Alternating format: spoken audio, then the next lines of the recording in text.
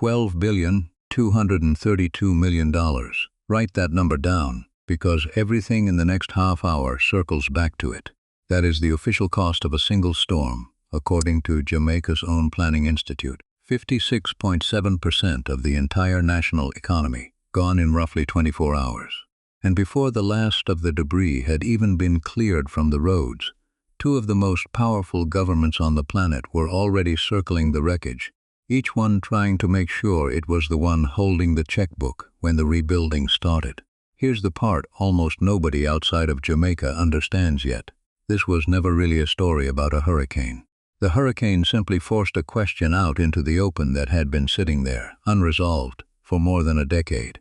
Who does Jamaica actually belong to, economically speaking? Not politically, not on paper, but in the much more practical sense of whose money built the roads you drive on, whose company runs the port your exports leave from, and whose government you call first when disaster strikes. Hurricane Melissa didn't create that question. It just made it impossible to keep avoiding. By the end of this, you're going to understand why the Prime Minister of Jamaica spent the better part of a year doing something that looks, from a distance, like indecision, but is actually one of the more difficult diplomatic balancing acts happening anywhere in the world right now. A small island nation, population under 3 million, sitting almost exactly between the two largest economies on Earth, trying to take money and support from both of them without formally choosing either one. And by the time we get to the end of this story, you'll see exactly how close that balancing act came to collapsing and why the outcome still isn't settled. Let's start with what actually happened, because the scale of it is easy to lose in the geopolitics. On the 28th of October 2025, Hurricane Melissa landfall in Jamaica as a Category 5 storm. Its winds were tied for the strongest ever measured in the Atlantic Basin, a record that includes every hurricane season, going back to when reliable records began. It came ashore hardest across Westmoreland, St. Elizabeth, St. James, St. Anne, Trelawney, and Manchester, tearing through parishes that hold a huge share of the island's agriculture, tourism infrastructure, and rural population. The storm was so far outside historical precedent that the World Meteorological Organization made the rare decision to retire the name Melissa entirely. In March of 2026, they confirmed it. The name will never again be assigned to an Atlantic hurricane.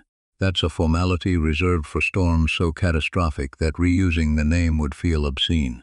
The first serious damage estimate came in November, jointly from the World Bank and the Inter-American Development Bank, $8.8 billion in physical damage, 41% of the country's entire gross domestic product. Numbers like that are almost designed to be hard to process, so here's a way to actually feel the size of it.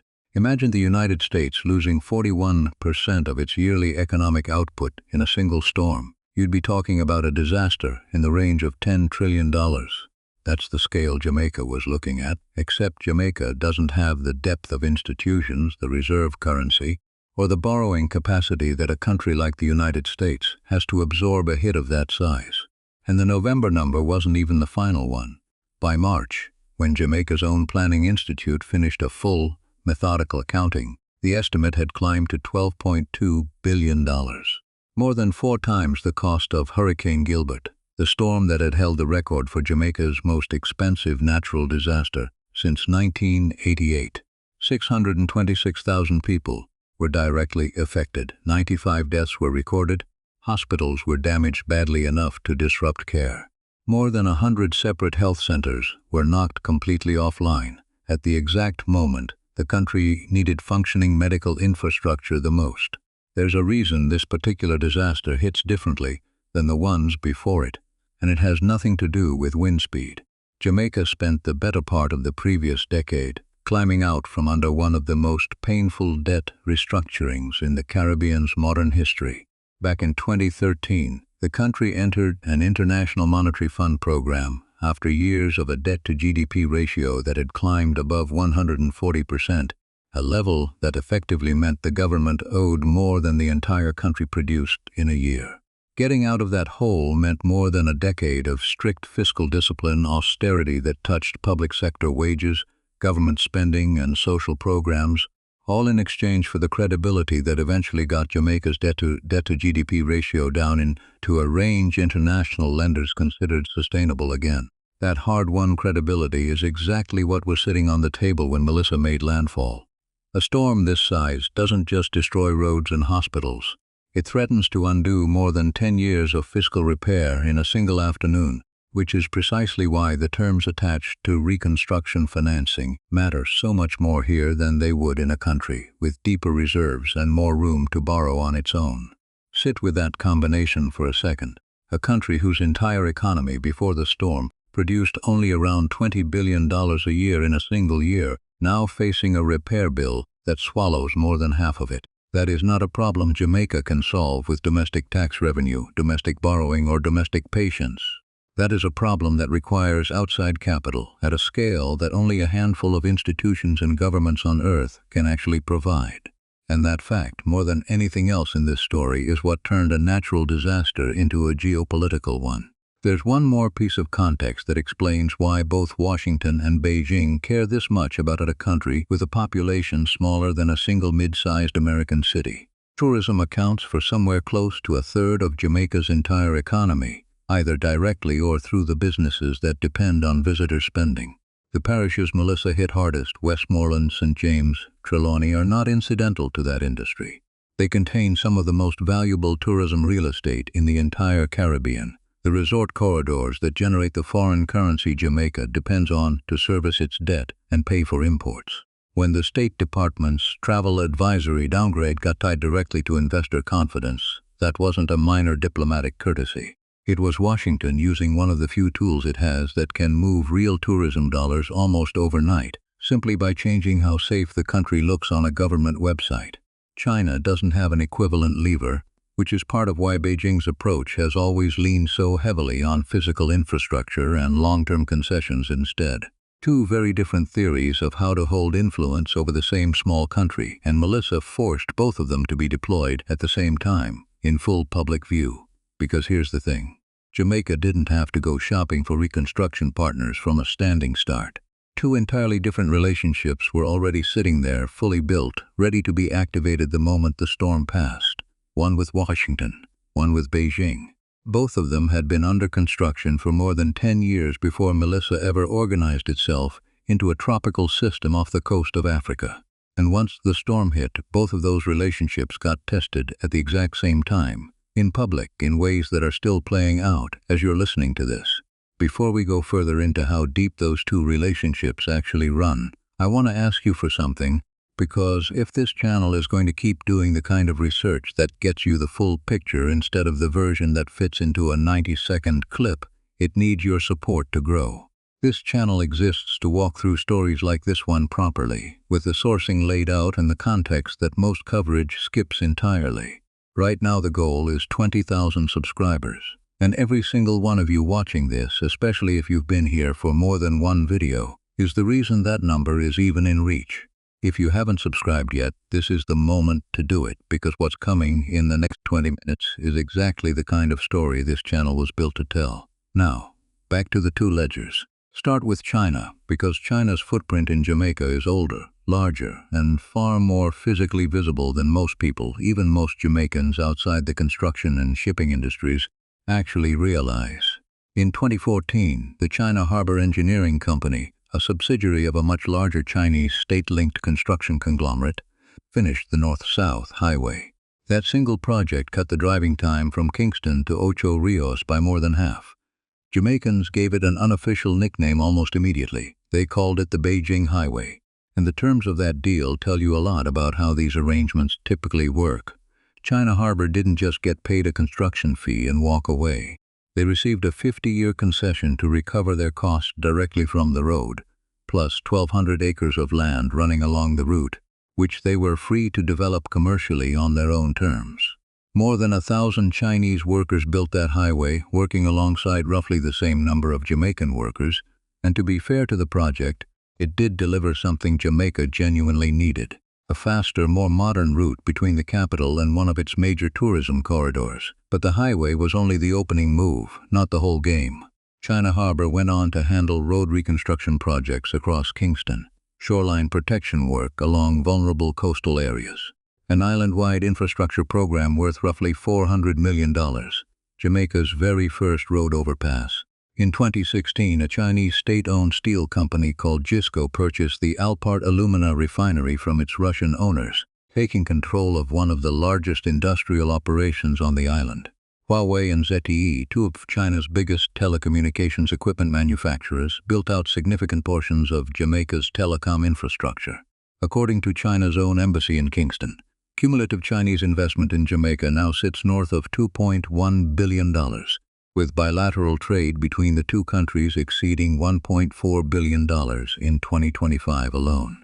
That is not a minor economic relationship. That is a foreign government embedded in the physical infrastructure that Jamaicans use every single day, whether they think about it or not. And then there's the port.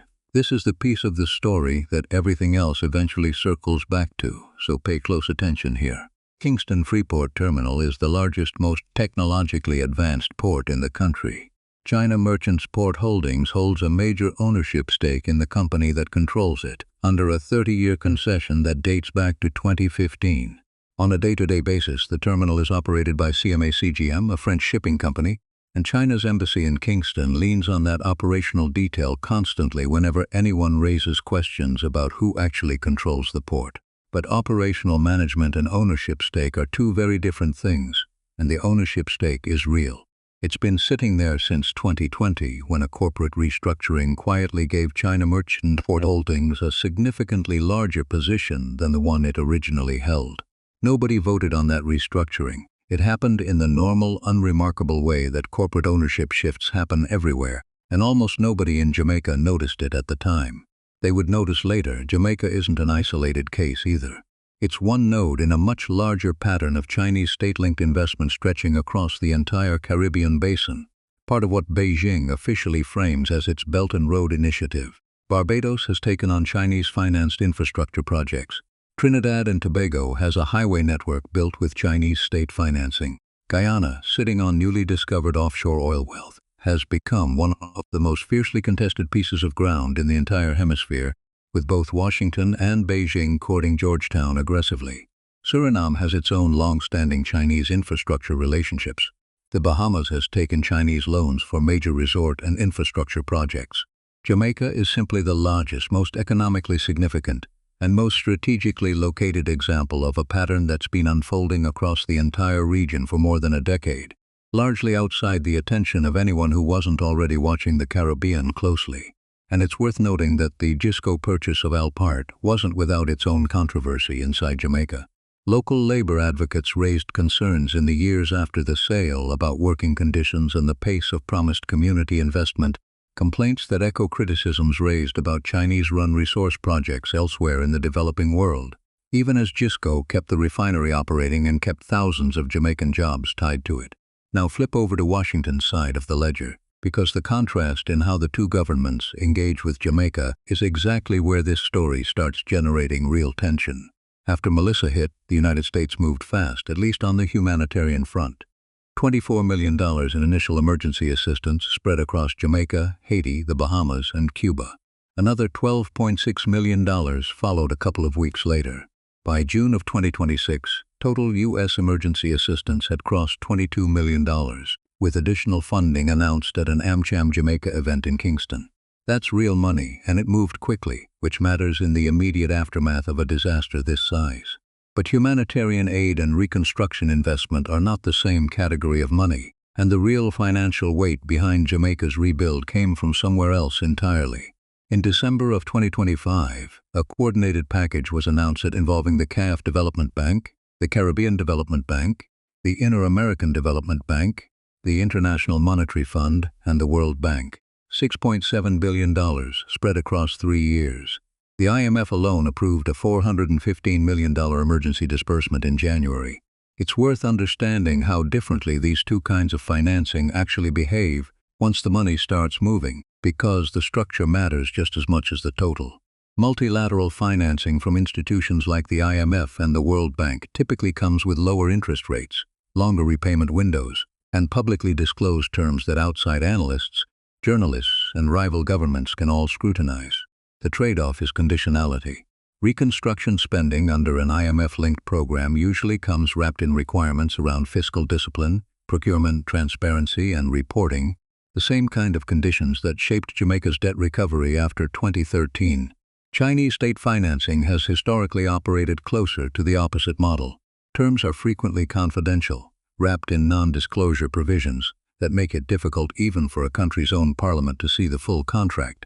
And interest rates, while sometimes advertised as concessional, have in numerous cases across the developing world turned out to run closer to commercial rates once the fine print gets examined. That opacity is precisely the pattern Rubio was pointing to back in March of 2025, and precisely what China's embassy insists is a mischaracterization of relationships it describes as transparent, mutual, and voluntarily entered into by willing governments. So when people frame this as a simple story of America helping and China exploiting, or the reverse, they're missing the more complicated reality. Multiple institutions, multiple governments, and multiple private interests are all moving money into Jamaica at the same time, and the real competition isn't really about who shows up with cash. Both sides showed up with cash. The competition is about something much harder to measure: control, leverage, and who Jamaica ends up owing, in every sense of that word, once the immediate crisis passes. It's also worth putting the American relationship in historical context, because Washington's involvement in Jamaica didn't start with Melissa either. Decades earlier, the United States built the Caribbean Basin Initiative, a trade and aid framework designed specifically to keep the region economically tied to American markets during the Cold War, when Washington was deeply worried about Soviet and Cuban influence spreading through the Caribbean. That framework shaped decades of trade preferences, aid flows, and diplomatic priority for small island states like Jamaica. But by the 2010s, American attention to the Caribbean had thinned considerably, redirected toward the Middle East, then toward great power competition with China in the Indo-Pacific. Chinese, state-linked companies moved into that gap methodically, year after year, while Washington's presence on the ground shrank. The current scramble over Reconstruction financing is, in a real sense, the United States trying to reclaim ground in a region it spent the better part of 2 decades treating as an afterthought, and Jamaica knows it. That history is exactly why Bernal's warning about competing for influence rather than just criticizing the alternative carries so much weight. Washington isn't just up against Chinese money. It's up against its own long stretch of relative neglect. This is where the story stops being about development finance and starts becoming something much closer to a standoff. In March of 2025, months before Melissa even formed, Secretary of State Marco Rubio made a 2-day diplomatic swing through Jamaica, Guyana, and Suriname. Standing next to Prime Minister Andrew Holness at a joint press conference, Rubio was asked directly about China's role in the region, and he didn't dodge the question. He laid out what he described as a consistent pattern wherever China invests. Money offered for projects that frequently never get finished. Chinese workers brought in instead of hiring locally, undercutting the promised employment benefits. And loan structures designed, in his framing, so they can never quite be paid off, which keeps Beijing holding leverage over the borrowing country indefinitely. China's embassy in Kingston fired back almost immediately, calling Rubio's characterization, quote, sheer smear and vilification, and insisting that its relationship with Jamaica runs on what Beijing calls South-South cooperation. Equal partners, mutual benefit, no strings attached. That phrase, no strings attached, is worth remembering because you're going to hear echoes of it throughout this story, and you're going to have to decide for yourself how much weight it deserves, given everything else you're about to hear. That same trip is worth understanding in full, because Jamaica wasn't the only stop, and the other 2 stops tell you exactly how Washington was thinking about the entire region at that moment, not just one island. Rubio also visited Guyana, a country that has rocketed to strategic importance almost overnight thanks to massive offshore oil discoveries, and where China and the United States have both been maneuvering hard for influence over how that new wealth gets developed and exported. And he visited Suriname, a smaller neighbor with its own long-running Chinese infrastructure relationships, similar in shape to Jamaica's, just on a smaller scale. Taken together, that 2-day swing wasn't really about any single country. It was Washington drawing a line across the entire northern edge of South America and the Caribbean, signaling to every government in the region at once that the era of largely uncontested Chinese economic expansion in the hemisphere was, from the American side, considered over. Jamaica just happened to be the stop where that message landed with the most force, because Jamaica was already the country with the deepest Chinese footprint of the three. Here's the translation problem underneath all the diplomatic language. From where Washington sits, the message is simple. We believe you are purchasing long-term leverage and disguising it as development aid. From where Beijing sits, the message is just as simple but pointed in the opposite direction. You are the country trying to muscle a smaller nation out of a relationship that has actually delivered results because you're threatened by the fact that it wasn't you who delivered them. 10 months later, after Melissa had already devastated the island, Rubio was back on the phone with Holness. This time the conversation was explicitly about reconstruction, the scale of the rebuild, the need for infrastructure that could actually survive the next storm, not just replicate what had already failed.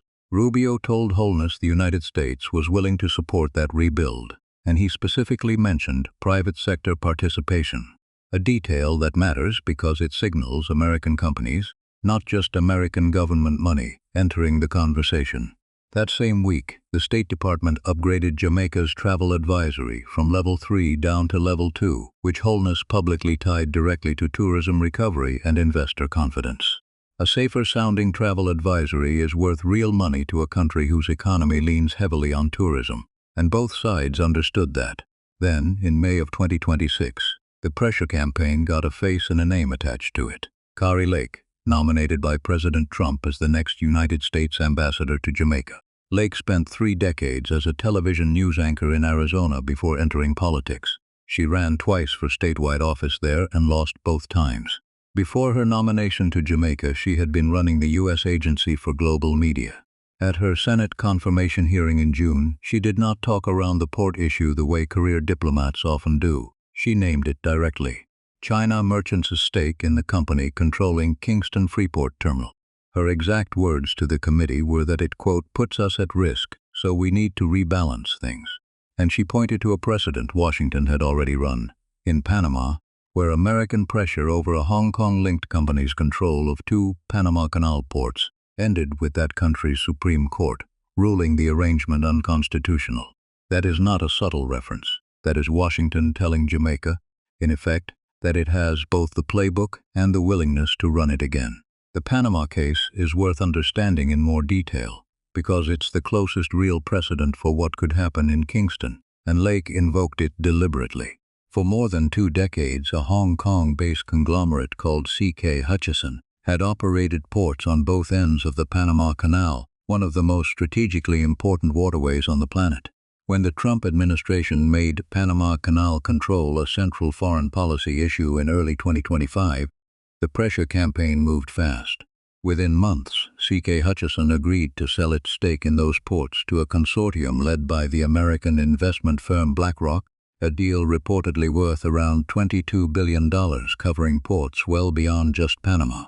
Panama's own Supreme Court then ruled that the original concession agreement underlying Hutchison's operation had been unconstitutional from the start, effectively providing legal cover for unwinding Chinese-linked control, regardless of how the corporate sale played out. That sequence, intense American pressure, a rapid corporate divestiture, and a friendly domestic court ruling that reinforced the outcome, is exactly the template Lake referenced when she told the Senate committee Jamaica needed to rebalance things at Kingston Freeport. Whether that template actually transfers cleanly to Jamaica, a much smaller country with a different legal system and a prime minister who has been far more publicly careful than Panama's government was, remains one of the biggest open questions in this entire story. Panama's government, under President José Raúl Mulino, had been publicly combative with Washington in the months before the ports deal unwound, trading sharp statements over canal sovereignty in a way that arguably accelerated the confrontation. Holness has taken the opposite approach from the very start, choosing careful ambiguity over public defiance, which may be exactly why Jamaica's version of this standoff has moved so much slower and stayed so much quieter than Panama's did. Senator John Curtis of Utah, who chairs the subcommittee covering the Western Hemisphere, used that same hearing to raise Huawei's telecom presence across Jamaica. He quoted China's own ambassador describing Jamaica as a, quote, strategic partner, and used Beijing's own words as evidence of exactly the kind of influence Washington says it's worried about. Think about the rhetorical move happening there for a second. China's diplomatic language, the kind of phrase that's usually meant to sound warm and reassuring, gets picked up by a U.S. senator and turned into proof of a threat. That's how deep the mistrust between these two governments has gotten over Jamaica specifically. The Huawei concern Curtis raised didn't come out of nowhere either. It sits on top of years of precedent from America's own closest allies. The United States, alongside intelligence partners including the United Kingdom, Australia, Canada, and New Zealand, the group commonly known as the Five Eyes, has spent the better part of a decade systematically restricting or banning Huawei equipment from telecommunications networks over concerns that Chinese law could compel the company to provide data access to Beijing's government on request, a concern Huawei has always denied has ever happened. Applying that same suspicion to Jamaica's telecom backbone, built in large part by the same company, is a natural extension of a policy Washington has already pushed its closest allies to adopt. Whether Jamaica, a country with far less leverage and far more to lose from a diplomatic rupture with Beijing than the United Kingdom or Australia ever had, can realistically be pushed toward the same outcome is a much more open question. A month before that hearing, in April of 2026, American engineering firm AECOM was brought in to run a security assessment across 3 of Jamaica's biggest ports, including Kingston Freeport.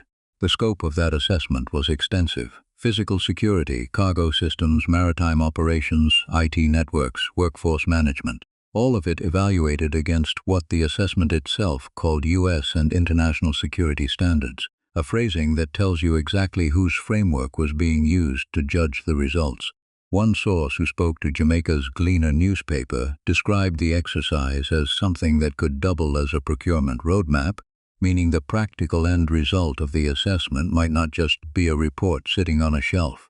It might become a formal recommendation to physically rip out Chinese-linked port technology and replace it with vendors that Washington trusts. That phrase, rip and replace, isn't hypothetical language borrowed for effect. It's the same term American regulators have used for years to describe the process of stripping Huawei equipment out of domestic telecom networks across rural America. A process that took years, cost billions of dollars, and required direct federal funding because the affected companies couldn't absorb the expense on their own. Applying that same logic to port infrastructure, cargo scanning systems, crane operating software, and terminal management platforms at Kingston Freeport would be enormously more complicated and enormously more expensive, and someone would have to pay for it. If Washington wants that outcome, the open question nobody has answered publicly yet is whether the United States is prepared to help fund the replacement, or whether it expects Jamaica, a country already absorbing a $12 billion storm bill, to shoulder that cost on its own as the price of staying inside America's security umbrella. China's embassy responded in July. They said they had noted the assessment, claimed no objection in principle to Jamaica and the United States cooperating on security matters, and then added one more sentence that changed the entire tone of the statement. Beijing would act to protect the interests of Chinese companies operating on the island. Read that sentence again slowly. That is about as close to a direct warning as diplomatic language typically gets without crossing into something that would actually escalate the conflict publicly. And underneath all of it sits a piece of geography that almost nobody brings up in the press conferences, but that shapes everything else in this story. Kingston sits roughly 170 miles from Guantanamo Bay. Any major American naval movement through the region is going to pass somewhere near that port. A security analysis obtained by the Gleaner spelled out the underlying concern in plain language. Chinese intelligence access to Kingston's port operations, combined with potential signals access routed through Cuba, could hand Beijing a real-time picture of American naval activity across the Caribbean. Sit with that for a second, because it reframes everything you just heard about highways and refineries and telecom contracts. This was never purely an economic story. Somewhere underneath the trade numbers and the concession agreements, this is also a story about who can see what's happening in one of the most strategically important stretches of water near the United States mainland. American anxiety about foreign influence sitting this close to its own shores has a long history in this exact part of the world. It didn't start with China. In 1962, the discovery of Soviet missile installations in Cuba, less than 200 miles from Kingston in the other direction, brought the United States and the Soviet Union closer to direct nuclear conflict than at any other point in the Cold War, and it happened because a foreign power had established a strategic foothold in exactly this stretch of the Caribbean. Nobody seriously believes Kingston Freeport represents anything approaching that level of danger today. But the underlying instinct in Washington that a great power foothold anywhere near Cuba and the approaches to the Gulf of Mexico deserves close attention regardless of how commercial it looks on paper, runs in a straight line from that history to the ACOM assessment sitting on a desk in Kingston right now. It's an old fear wearing a new set of clothes, shipping containers and cargo software instead of missile silos, but the underlying geography that makes American planners nervous hasn't moved an inch in 60 years. By early August of 2026, the Senate Foreign Relations Committee had voted to advance Kari Lake's nomination, 12 votes to 10, breaking almost exactly down party lines. The full Senate vote got pushed past the August recess. Lawmakers weren't scheduled to return until the 14th of September, which means that right now, as this standoff over ports, security assessments, and Chinese leverage continues to unfold in public, Jamaica does not even have a confirmed United States ambassador in place to manage it. That's not a small detail. It's a country sitting in the middle of one of the most consequential diplomatic disputes in its modern history, dealing with it through acting staff and phone calls from Washington, while the person actually nominated to represent American interests on the ground waits in limbo. When the Senate does reconvene, the stakes of that eventual confirmation vote go well beyond the normal question of whether a nominee gets seated. A confirmed Kari Lake in Kingston means a permanent, credentialed American voice pushing the port rebalancing argument directly inside Jamaica, in meetings, at official functions, in the kind of quiet daily diplomacy that a charge d'affaires simply doesn't carry the same weight to conduct. A delayed or failed confirmation leaves Washington's Jamaica policy running through phone calls from Rubio's office and periodic hearing testimony, a far less consistent presence than Beijing's embassy maintains on the ground every single day. That asymmetry, an actively present Chinese diplomatic mission against an American post waiting on a stalled nomination, is not lost on anyone in Kingston who's watching this closely, and it may end up mattering more to how this standoff resolves than anything said in a Senate hearing room. Now here's where the story stops being about Washington and Beijing and starts being about the one person who's actually had to hold all of this together in real time, Prime Minister Andrew Holness. Because if you step back and look at everything Holness has actually done throughout this entire period, not what either government has said about him, but what he's actually done, you start to see a strategy that's a lot more deliberate than it first appears. He has welcomed American Reconstruction money. He has welcomed American security cooperation, including the ACOM assessment on his own ports. He has welcomed the Kari Lake nomination, at least publicly, without raising objections to a confirmation hearing testimony naming the port stake directly. And at the exact same time, just months earlier, he personally told China's foreign minister that Jamaica would keep prioritizing its relationship with Beijing, keep supporting the One China policy, and keep looking for additional Chinese investment. Read those two positions side by side, and they look almost contradictory. They're not. They're the same strategy, applied consistently, and it's a strategy that small countries squeezed between two superpowers have been running for as long as superpowers have existed. Keep both doors open. Never let either side believe you've fully chosen them, because the moment you do, you lose your only real source of leverage, which is the fact that you still have a choice to make. The instant Jamaica formally sides with Washington, it loses whatever pull it still has over Beijing to keep investing on favorable terms. The instant it formally sides with Beijing, it loses access to the American security guarantees, the IMF relationships, and the tourism confidence that come with staying inside Washington's good graces. Holness isn't indecisive. He's running one of the more difficult diplomatic balancing acts happening anywhere in the world right now on a stage most people outside the Caribbean aren't even watching. He's also not inventing this approach out of nothing. Holness has been Jamaica's Prime Minister since 2016, and over that time he's built a reputation, both at home and across the wider Caribbean community, as someone who prefers quiet, methodical positioning over dramatic public stances. CARICOM as a bloc has a long tradition of exactly this kind of balancing, dating back to the era of the non-aligned movement, when newly independent Caribbean nations deliberately avoided formally attaching themselves to either side of the Cold War, calculating correctly that small economies survive longest by staying useful and available to multiple larger powers rather than becoming exclusively dependent on one. Guyana is running a version of this same balancing act right now over its oil wealth. Trinidad has run it for years over its energy sector. Jamaica, with its highway built by China and its debt program overseen by the IMF with a Chinese-linked port and an American ambassador nominee waiting on Senate confirmation, might be the clearest single example anywhere in the hemisphere of what that decades-old Caribbean survival strategy looks like when it gets put under real, immediate pressure, rather than practiced in relatively calm times. Jamaica's former ambassador to Washington, Richard Bernal, put the underlying dilemma into words years before Melissa ever formed. You cannot credibly ask a developing country to turn down investment from the world's second-largest economy. That's simply not a realistic expectation to place on a country with Jamaica's needs and Jamaica's limited borrowing capacity. But Bernal has also told American officials something just as important, and it's a message that applies directly to what's playing out right now. If you want to keep your influence in a place like Jamaica, you actually have to compete for it. You have to show up with better terms, better follow-through, and better long-term partnership. You cannot just warn people away from the other option and expect that warning alone to hold the relationship together. That's the tightrope Holness is walking, and it's worth asking yourself, honestly, whether you think it's sustainable.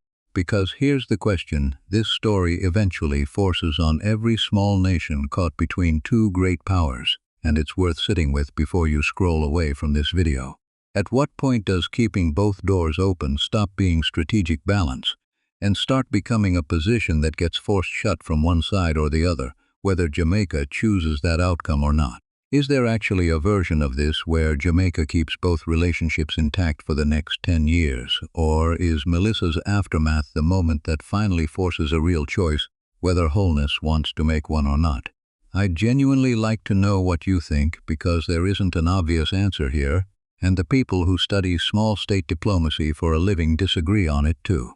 Let's bring this back to where we started, because the numbers at the center of this story deserve to be said one more time, now that you understand everything sitting underneath them. $12 billion in storm damage. Two governments circling with checkbooks in one hand and conditions in the other. A port sitting at the center of a security dispute that reaches all the way back to naval movements near Guantanamo Bay. A Senate confirmation stalled for months, leaving Jamaica without a confirmed American ambassador while the standoff plays out in real time. And a reconstruction effort that was supposed to be about something as basic as roofs, hospitals, and roads, quietly turning into the most consequential test in a generation of how much room a small Caribbean nation actually has to choose its own partners, when the two biggest economies on the planet have both decided that the answer matters enormously to them. The rebuilding in Jamaica has barely started. Homes are still being repaired, roads are still being cleared. Health centers are still coming back online, more than a year after the storm made landfall. But the fight over who gets to shape that rebuilding, who gets to hold the leverage, who gets to control the port that sits 170 miles from one of the most strategically sensitive naval installations in the Western Hemisphere, that fight isn't waiting for the physical reconstruction to catch up. It's already happening. In Senate hearing rooms, in embassy statements, in phone calls between a prime minister and two competing foreign ministries, and it's going to keep happening long after the last damaged roof in St. Elizabeth has been replaced. For the people actually living through this, the ones whose homes in Westmoreland or St. Anne still don't have a finished roof, whose local health center is still running out of a tent while the permanent building gets rebuilt, the geopolitics happening in Senate hearing rooms probably feels distant, almost abstract. But the outcome of that distant fight is going to shape their daily lives for years. It's going to shape whether the highway they drive to work on gets maintained by a Chinese concession or an American contractor. It's going to shape whether the port their cousin works at answers to Beijing's security standards or Washington's. It's going to shape how much Jamaica pays to borrow money the next time a storm this size makes landfall, because credibility with international lenders is built or damaged by exactly the kind of high-stakes balancing act Holness is running right now. None of that shows up in a hurricane damage estimate, but all of it flows directly from the $12 billion number this story opened with. If you want to actually understand what's coming next in the Caribbean and not just react to the headlines when they show up, this is the kind of story this channel is built to cover in full. Subscribe if you haven't already, because there's a lot more of this coming, and getting to 20,000 subscribers means being able to keep digging into the stories that actually explain what's happening in this region, instead of just reporting the surface of it. And down in the comments, I want to hear your honest read on Holness's strategy. Is keeping both doors open the smartest move a small country in his position can make, or is it a position that eventually collapses under its own weight? Let me know what you think, and I'll see you in the next one.